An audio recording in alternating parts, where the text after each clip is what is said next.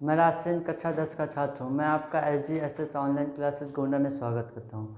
हमने कक्षा 10 के अंतर्गत द्विघात समीकरण अध्याय में हमने पिछले वीडियो में हम सीख चुके हैं कि द्विघात समीकरण किसे कहते हैं, द्विघात समीकरण का व्यापक रूप क्या होता है, द्विघात समीकरण के मूलों को ज्ञात करने की 3 विधियाँ उसको हमने सीखा। पहला गुणनखंड विधि, दूसरा पूर्ण वर्ग विधि और तीसरी सूत्र विधि। उनको सबको जब हम ज्ञात कर चुके हैं तब हमने सीखा कि मूलों से द्विघात समीकरण कैसे ज्ञात किया जाता है, और फिर उसके बाद हमने सीखा कि मूलों का योगफल और मूलों का गुणनफल कैसे ज्ञात किया जाता है। अब हम इसी क्रम में सीखेंगे कि मूलों की प्राकृति कैसे, हमने विविधता ज्ञात करना सीखा था, तो उसमें अब हम प्राकृति भी है, मूलों की प्राकृति, जो मूल आता है उसकी प्राकृति क्या होगी, अब हम उसको ज्ञात करना सीखेंगे। तो अब हम उसको ज्ञात करने के लिए एक हमने पहले ही बता दिया था पिछले वीडियो में कि जब b² - 4ac is greater than और इक्वल 0 तो क्या होगा, वास्तविक मूल होगा, और अन्यथा ये नहीं होगा तो काल्पनिक होगा। ये हमने पिछले वीडियो में हमने बताया था जब हम प्रश्न हल कर रहे थे। तो अब इसी को देखते हुए हम आगे एक प्रश्न अंकित करेंगे और उसको हल करेंगे।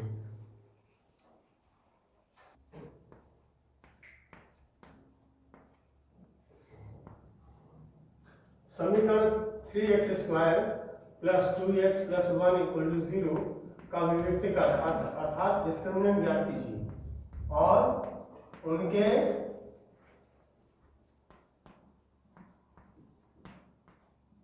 मूलों, हिंदी सही से लगाइए, गणित क्या आदमी लेकिन वर्तनी पे ध्यान देते हैं। मूलों की प्रकृति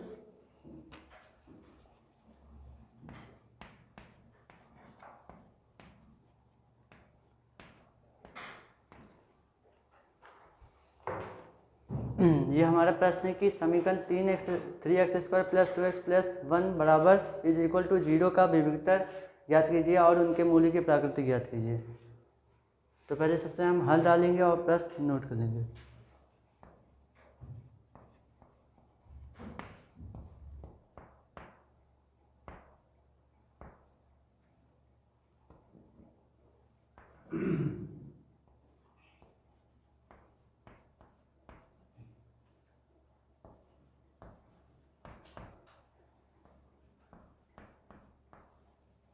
जीरो, ये हम प्रश्न नोट कर लिए।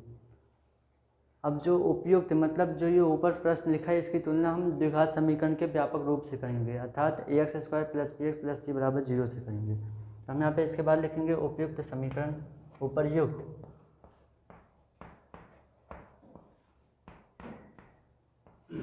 उपर्युक्त समीकरण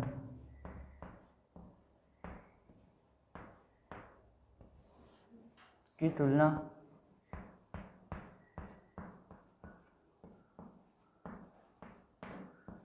द्विघात समीकरण के व्यापक रूप से करने पर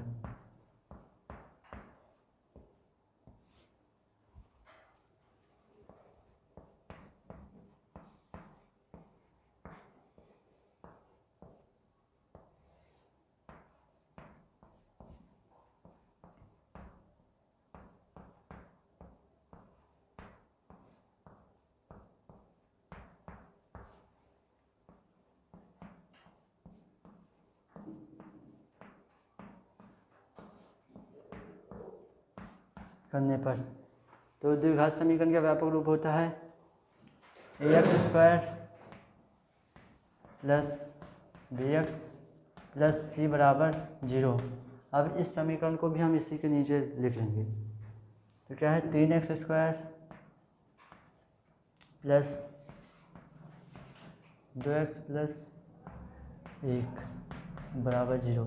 अब हम इसकी तुलना करेंगे द्विघात समीकरण के व्यापक रूप से। तो a यहाँ पे क्या है, ये 3, b क्या है 2 और c क्या है 1। तो हम यहाँ पे लिखेंगे जब a बराबर, तो a बराबर क्या लिखेंगे 3 लिखेंगे, और b बराबर क्या लिखेंगे 2 और c बराबर क्या लिखेंगे 1 लिखेंगे।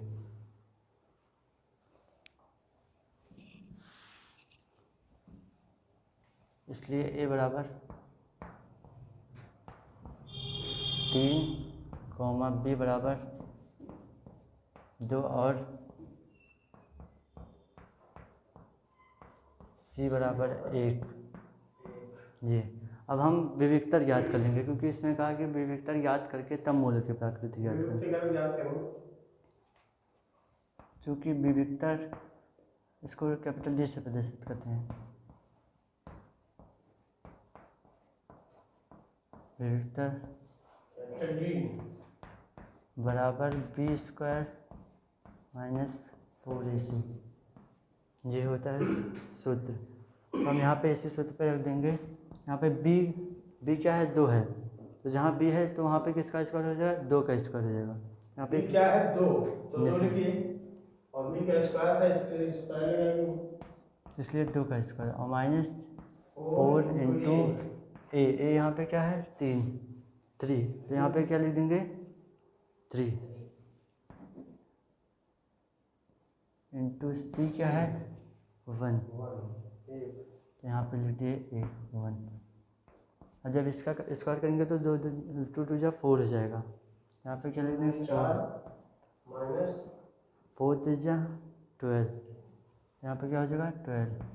और तो किसी भी चीज़ की संख्या का गुणा 1 से होता है तो वही होता है। यहाँ पे क्या हो जाएगा -8, क्योंकि बड़ी संख्या के जो सामने चिन्ह लगा होता है उसी को लगाएंगे, तो यहाँ पे क्या हो गया -8 हो गया।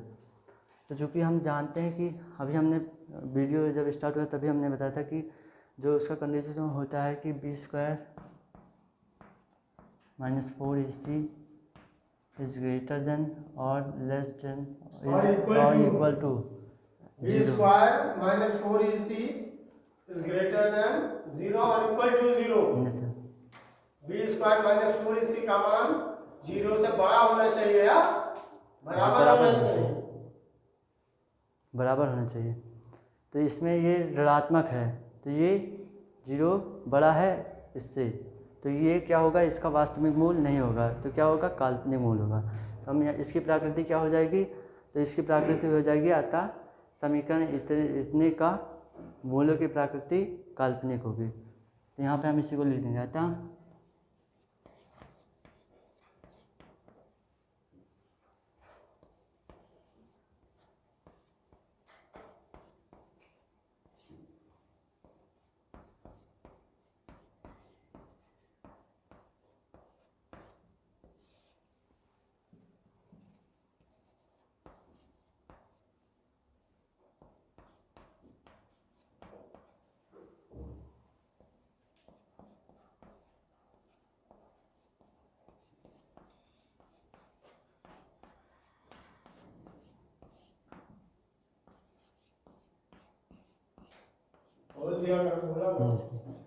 कि मूलों की प्रकृति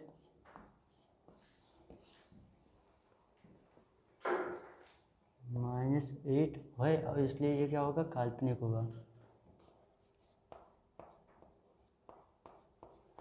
ये लिखने का स्टैंडर्ड अतः द्विघात समीकरण 3x² धन 2x धन 1 बराबर 0 के मूल काल्पनिक होंगे।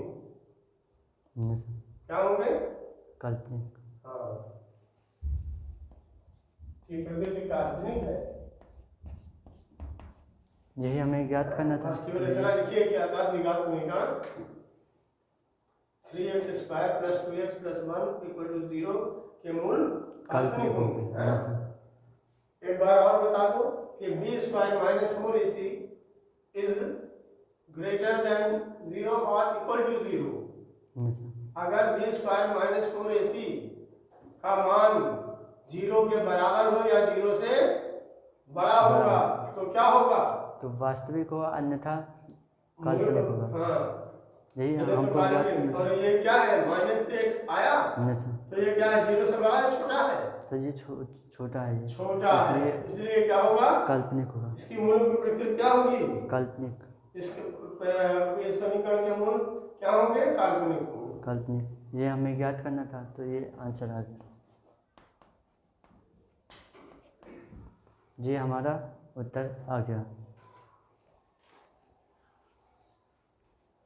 धन्यवाद। यदि आपको यह वीडियो अच्छा लगे तो लाइक, कमेंट और शेयर करें, और जो भी हमसे गलती हो उसके लिए हमें क्षमा कीजिए।